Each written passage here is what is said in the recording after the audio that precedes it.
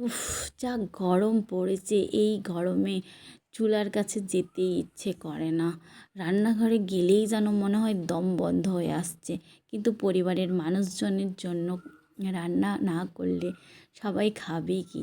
তাই জন্য আমি এই গরমের সময় এই ফাঁকিবাজি রান্নাটা করি।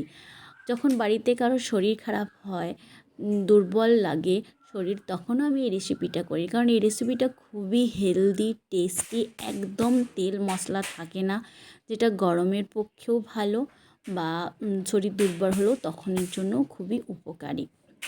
আমি আমার বাড়িতে যে সমস্ত সবজি ছিল সে সমস্ত সবজি দিয়েই এই রেসিপিটা রান্না করছি। তোমরা চাইলে আরও অনেক রকমের সবজি দিতে পারো।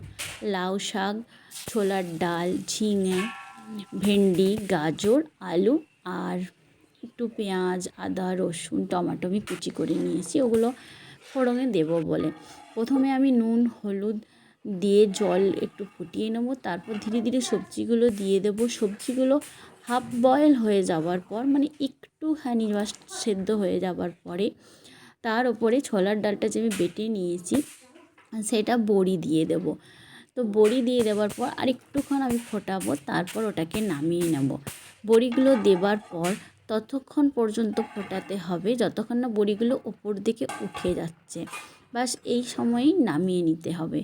এরপর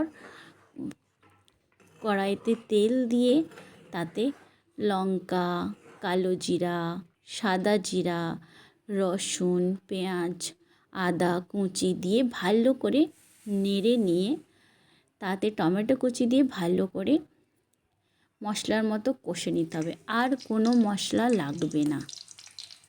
তারপর পুরো সবজিটা ঢেলে দেব আর অল্প একটু জিরা গুঁড়ো দেব, আর কিচ্ছু লাগবে না।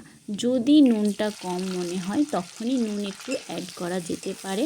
আমার নুন কম লাগেনি তাই আমি নুন অ্যাড করিনি।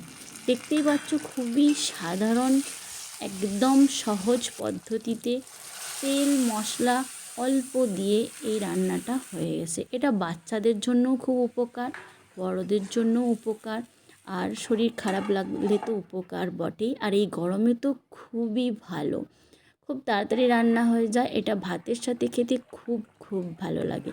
তোমরা এই রেসিপিটা অবশ্যই ট্রাই করো, দেখবে খুব সুন্দর টেস্টি খেতে হয় আর হেলদি তো বটেই। আশা করছি তোমাদের এই ভিডিওটা ভালো লাগবে। যদি ভিডিওটা ভালো লাগে অবশ্যই আমাকে জানিও। টাটা।